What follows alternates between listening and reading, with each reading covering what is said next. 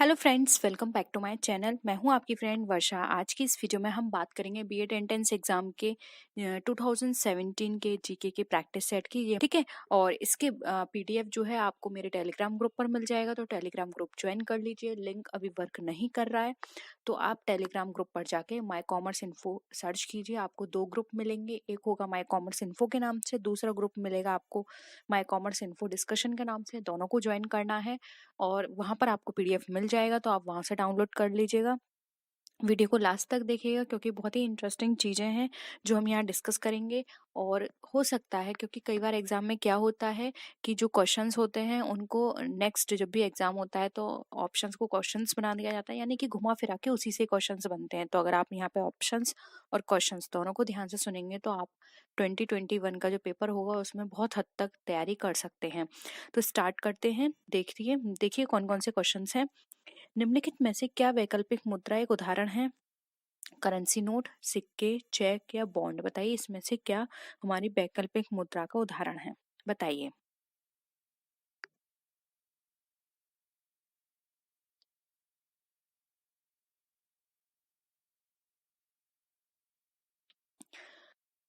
आपको पता होगा वैकल्पिक मुद्रा क्या होती है। देखिए हमारी मुद्रा को दो पार्ट में डिवाइड किया गया है। एक होता है हमारा कानूनी निविदा और दूसरा होता है हमारा वैकल्पिक मुद्रा। कानूनी निविदा वो होता है जो कानून द्वारा स्वीकृत है, यानी कि वो हमें लेने ही है। वैकल्पिक मुद्रा वो होती है जिसके लिए हम लीगली बाउंड नहीं है। अगर हम चाहें तो वो हम उसको स्वीकार करेंगे, यानी एक्सेप्ट करेंगे। और अगर हम नहीं चाहते कि उसमें हम पेमेंट लें तो हम उसको, जरूरी नहीं है कि हम उसको एज अ अपनी मर्जी के खिलाफ उसको एक्सेप्ट करें। ठीक है, तो वैकल्पिक मुद्रा है। अब देखिए यहाँ पर करेंसी दे रखा है, सिक्के दे रखे हैं, बॉन्ड दे रखे हैं, चेक दे रखे हैं। तो देखिए इसका जो राइट आंसर हो जाएगा वो हो जाएगा सी, चेक। चेक हमारा वैकल्पिक मुद्रा है। जरूरी नहीं है कि हम चेक में एक्सेप्ट करें, लेकिन करेंसी नोट, सिक्के यहाँ पर एक्सेप्ट करना जरूरी होता है। सिक्के के लिए भी एक लिमिट है, उस लिमिट तक आपको एक्सेप्ट करना ही होगा। ठीक है। नेक्स्ट है गोल्डन हैंडशेक स्कीम का संबंध है विदेशी कंपनियों को बुलाने से, लोक उद्यमों में निजी निवेश से, संयुक्त उद्यमों की स्थापना से या फिर स्वैच्छिक सेवानिवृत्ति से। बताइए।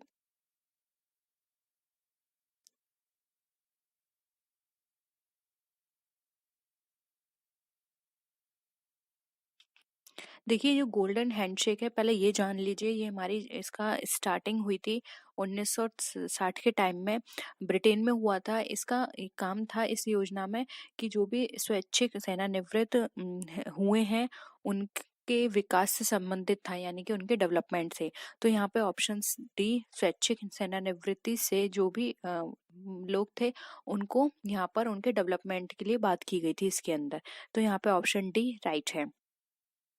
अब देखिए ये क्वेश्चन कितना अलग है 2017 में जो पूछा गया है। ठीक है, तो कुछ आप थोड़े जो भी आपके जो जनरल अवेयरनेस है उस पर भी ध्यान दीजिए। निम्नलिखित में से किन पंचवर्षीय, अब देखिए पंचवर्षीय योजना पूछा है, पंचवर्षीय योजना जरूर पढ़िएगा। इनका टाइम पीरियड और इनका ऑब्जेक्ट क्या था, कौन सी पंचवर्षीय योजना किस पर फोकस करके बनाई गई थी, ये आपको याद रखना है।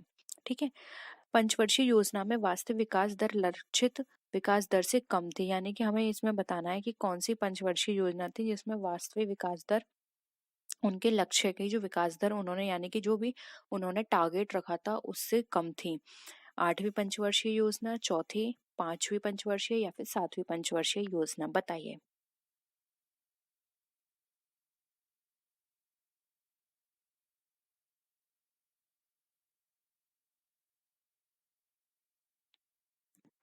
देखिए यहाँ पे कम की बात की गई है, तो यहाँ पे जो ऑप्शन होगा बी वो राइट आंसर हो जाए, चौथी पंचवर्षीय योजना, क्योंकि इसमें लक्ष्य रखा गया था 5.7 का और इन्होंने अचीव कितना किया था, मात्र 3.3%, जो कि बहुत कम है। वहीं अगर देखिए यहाँ पर हम बात करें पांचवी पंचवर्षीय योजना, सातवीं पंचवर्षीय योजना, तो देखिए पांचवी पंचवर्षीय योजना का क्या था, 4.4 था, जबकि 4.8 इन्होंने अचीव किया। सातवीं पंचवर्षीय योजना की बात करें तो 5 यहाँ पर इन्होंने टारगेट किया था लेकिन 6 अचीव किया। और यहाँ पर नेक्स्ट जो है सातवीं, उसकी बात करें तो सातवीं को भी इन्होंने टारगेट किया था 5.6 और अचीव किया था 6.8। ठीक है, तो यहाँ पर सब इन्होंने ज़्यादा अचीव किया, लेकिन फोर्थ में क्या था, अचीव इन्होंने टारगेट रखा था 5.7% का, लेकिन अचीव किया सिर्फ 3.3%। इसलिए कम जो था वो था हमारा चौथी पंचवर्षीय योजना का। ठीक है, इन जो भी मैंने वैल्यूज आपको बताई थी नोट कर लीजिए अपनी नोटबुक में। नेक्स्ट है, निम्नलिखित में से क्या मात्रात्मक साख नियंत्रण की एक विधि नहीं है? बैंक दर, नगद प्रारक्षित अनुपात, वैधानिक तरलता अनुपात या फिर बचत खातों पर ब्याज दर में बढ़ोतरी। बताइए।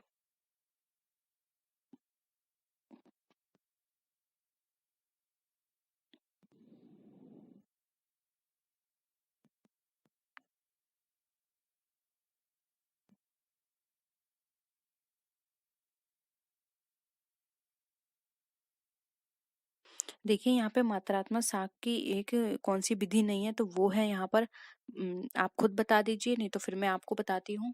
जल्दी आप आंसर करिए। देखिए यहाँ पर विधि की बात की गई है, जो भी मॉनेटरी हमारी साख होती है उसको नियंत्रण करने की, यानी कि जो मॉनेटरी एस्पेक्ट हैं उनको हम किस तरह से कंट्रोल करें, तो वो बैंक दर से कंट्रोल किया जा सकता है, नगद प्रारक्षित करके, वैधानिक तरलता के साथ। लेकिन बचत पर हम ब्याज दर में बढ़ोतरी करते हैं तो इससे वो कंट्रोल नहीं होगा, इससे क्या होगा बल्कि और बढ़ जाएगा।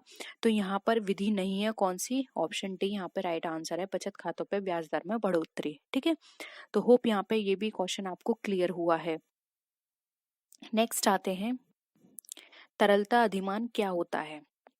ऑप्शंस हैं, परिसंपत्तियों को नकदी में रखने की इच्छा, बंध पत्रों प्रतिभूतियों को रखने की इच्छा, बैंक जमा रखने की इच्छा या फिर संपत्ति रखने की इच्छा। बताइए तरलता अधिमान क्या होता है?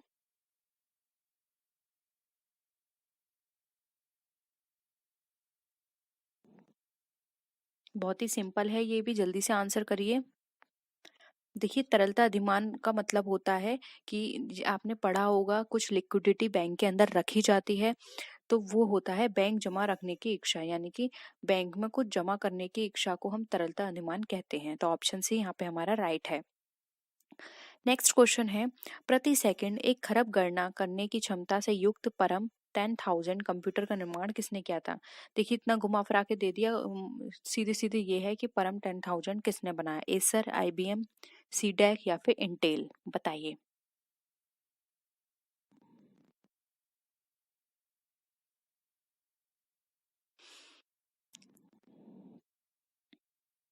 देखिए 28 मार्च 1998 को सीडेक के वैज्ञानिकों ने एक खरब की गणना करने की क्षमता वाले एक कंप्यूटर का निर्माण किया था, जिसको परम 10,000 कहते हैं। और इसका विकास का जो मुख्य श्रेय जाता है, आप इनके निदेशक पढ़ लीजिए, उस समय उनके निदेशक कौन थे, तो वो थे डॉक्टर विजय पी भास्कर, उनको जाता है पूरा श्रेय। और किसने किया निर्माण, तो वो किया था सीडेक ने। तो ऑप्शन सी यहाँ पे हमारा राइट है। नेक्स्ट आइए, अब यहाँ पर आपको बताना है डीटीपी को विस्तार करें, यानी कि विस्तार करें का मतलब है इनकी फुल फॉर्म बतानी है। तो बताइए डीटीपी की फुल फॉर्म क्या है? Desktop publishing, daily top publishing, desktop publishing या फिर डेवलपमेंट ऑफ पब्लिशिंग। बताइए। आपने बहुत बार ये सुना होगा डीटीपी। देखिए इसका जो राइट आंसर है या इसकी जो फुल फॉर्म है वो है डेस्कटॉप पब्लिशिंग। तो ऑप्शन यहाँ पर क्या हो जाएगा, ए राइट आंसर हो जाएगा। ठीक है, नेक्स्ट है, गुट निरपेक्षता से तात्पर्य है अपनी नीति को चुनना, शक्ति पुंजों से तटस्थता, विश्व में शांति एवं एकता लाना या फिर तृतीय विश्व की शक्ति होना। बताइए गुट निरपेक्षता का क्या कार्य है या क्या मतलब है?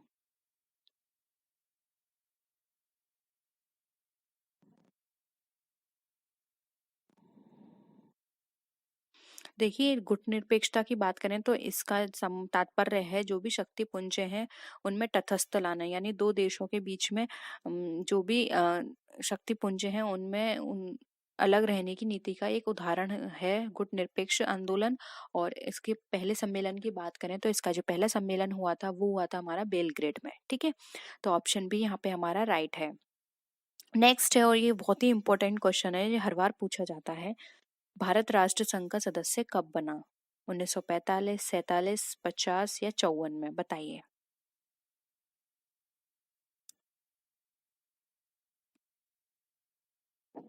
देखिए इसका राइट आंसर है 1945।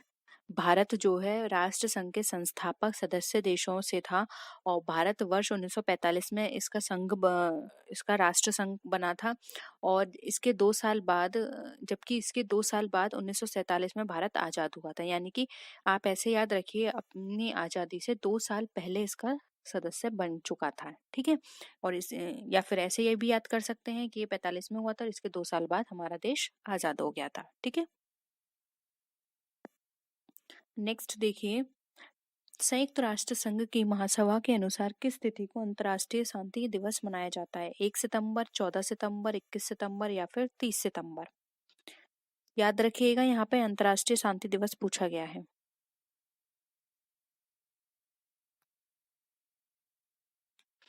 देखिए शांति दिवस का पहले यहाँ पे मीनिंग समझ लीजिए। तो शांति दिवस का मतलब यहाँ पर ये है कि बिना किसी लड़ाई के शांति को बढ़ावा देना। ऐसा नहीं है कि आप शांति चाहते हो लेकिन आप लड़ रहे हो। ठीक है, बिना लड़ाई के शांति को बढ़ाना है यहाँ पर। और यानी कि किसी भी हिंसा से बचाव को बढ़ावा देता है, किसी प्रकार की हिंसा नहीं होनी है और जो युद्ध विराम तोड़ने की स्थिति से उत्पन्न होती है। ठीक है, तो यहाँ पर एक तरह से ये है कि शांति हमें रखनी है बिना किसी लड़ाई के, और इसको मनाया जाता है 21 सितंबर को। तो ऑप्शन सी यहाँ पे हमारा राइट है। नेक्स्ट है, विश्व व्यापार संगठन का मुख्य उद्देश्य क्या है? विश्व व्यापार के लिए सद्भावनापूर्ण बाजार बनाना, विश्व व्यापार की मात्रा में वृद्धि करना और प्रतिबंधों की समाप्ति, या फिर विश्व व्यापार के लिए केंद्र स्थापित करना? बताइए।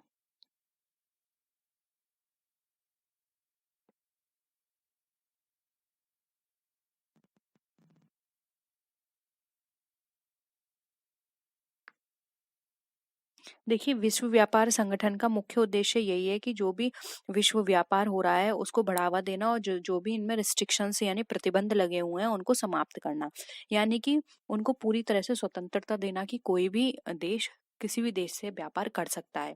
उनमें कोई भी रिस्ट्रिक्शन नहीं हो। वो रिस्ट्रिक्शन किसी भी बेस पर हो सकती है, कोटा के बेसिस पर हो सकती है, और जो आपको कस्टम ड्यूटीज होती हैं उसके बेसिस पर हो सकती है, कि उनको हटाना और ज्यादा से ज्यादा उनके बीच बहुत, हम यहाँ पर बात करें तो हेल्दी कंपटीशन हो, हेल्दी उनके साथ डीलिंग हो, ये सारी चीजें बताना ये विश्व व्यापार संगठन का मुख्य उद्देश्य है। ठीक है, तो ऑप्शन सी राइट है। अब नेक्स्ट देखिए, यहाँ पर निम्नलिखित में से कौन सा पुरस्कार खेल क्षेत्र में प्रशिक्षण के लिए दिया जाता है? साहित्य अकादमी पुरस्कार, द्रोणाचार्य पुरस्कार, अर्जुन पुरस्कार और दादा साहब फाल्के पुरस्कार? बताइए, खेल क्षेत्र से संबंधित प्रशिक्षण से संबंधित पुरस्कार किसको दिया जाता है?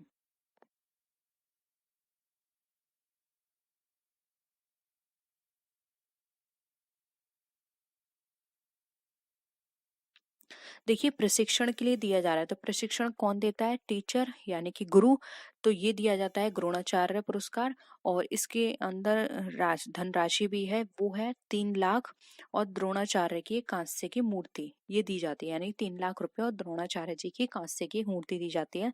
और ये किसको दिया जाता है? जो भी गुरु टीचर है उसको दिया जाता है। और अगर किसी भी खेल में उसके शिष्य को या फिर जिसने खेला है उसको अगर पुरस्कार देने की बात आती है तो वहाँ पे सर्वश्रेष्ठ पुरस्कार है अर्जुन पुरस्कार। ठीक है, यानी कि शिष्य को दिया जाएगा तो अर्जुन पुरस्कार, और गुरु को दिया जाएगा तो द्रोणाचार्य। और ये दोनों ही खेल के क्षेत्र में सबसे सर्वोच्च हम बात कर सकते हैं, सबसे बड़े पुरस्कार हैं। ठीक है, नेक्स्ट है, अर्थशास्त्र का नोबेल किसके द्वारा दिया जाना आरंभ हुआ? यानी अर्थशास्त्र का जो नोबेल पुरस्कार है वो किसको दिया गया? अल्फ्रेड नोबेल के द्वारा, स्वीडिश सेंट्रल नोबेल कमेटी या फिर विश्व बैंक? किसके द्वारा ये पुरस्कार देने की शुरुआत की गई? बताइए।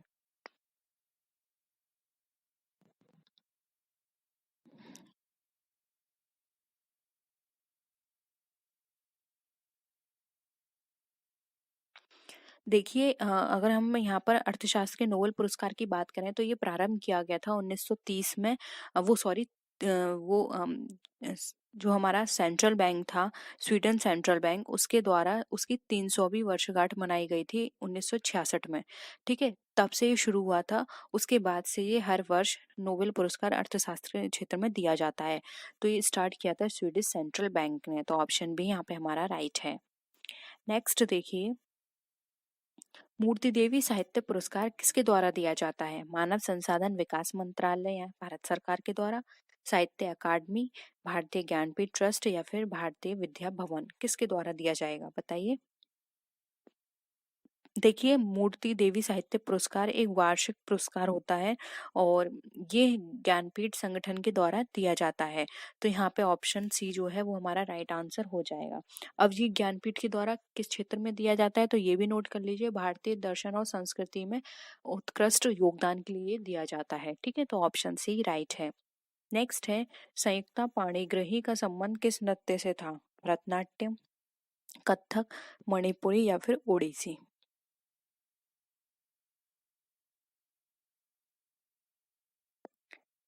बताइए। देखिए, यहाँ पर संयुक्ता पाणिग्रही की बात करें तो ये एक ओडिसी नर्तकी थी और इनको 1975 में पद्मश्री से सम्मानित भी किया गया था। इनको वर्ष 1976 का संगीत नाटक अकादमी पुरस्कार भी दिया गया था। तो ये भी पूछा जा सकता है एग्जाम में, तो आप नोट कर लीजिए।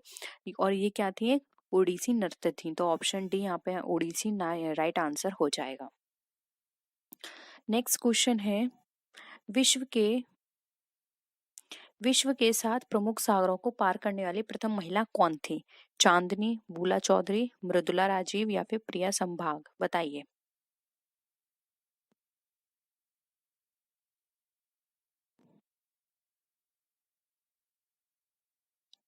देखिए, जो 7 प्रमुख सागर जो थे उसको पार करने वाली पहली महिला की बात करें तो वो थी यहाँ पे बूला चौधरी। इन्होंने ये पूर्व राष्ट्रीय तैराकी विजेता महिला भी थी। ये पहली ऐसी महिला थी जिन्होंने विश्व के 7 सागर को पार कर किया था। इन्होंने इंग्लिश चैनल 2 बार वर्ष 1989 में और 1999 में पार किया था। ठीक है, इंग्लिश चैनल 2 बार। ठीक है, तो ऑप्शन बी यहाँ पे बूला चौधरी राइट आंसर हो जाएगा। नेक्स्ट है, फ्री थ्रो का संबंध किससे है? वॉलीबॉल, बास्केटबॉल, बैडमिंटन या क्रिकेट? आपने खेला होगा ये गेम। फ्री थ्रो बताइए किससे संबंधित है। देखिए, फ्री थ्रो की बात करें तो ये हमारा बास्केटबॉल से संबंधित होता है। ठीक है, फ्री थ्रो हो गया, एक प्रतिबंध क्षेत्र होता है जिस कोर्ट में फ्री थ्रो और कॉल शॉट पॉइंट एक इस तरह के माध्यम होते हैं। मतलब एक खेलने की तरीका होता है, इसमें अपील विरोधी टीम के द्वारा की जाती है अगर फ्री थ्रो खेलते हैं तो। ठीक है, तो ऑप्शन बी यहाँ पे हमारा राइट आंसर है। नेक्स्ट है, स्पेल ऑन द टाइगर पुस्तक किसके द्वारा लिखी गई थी? जिम कार्वन, वाल्मीकि थापर, सैयद माउंटे गोमरी या फिर अतुल सेठी?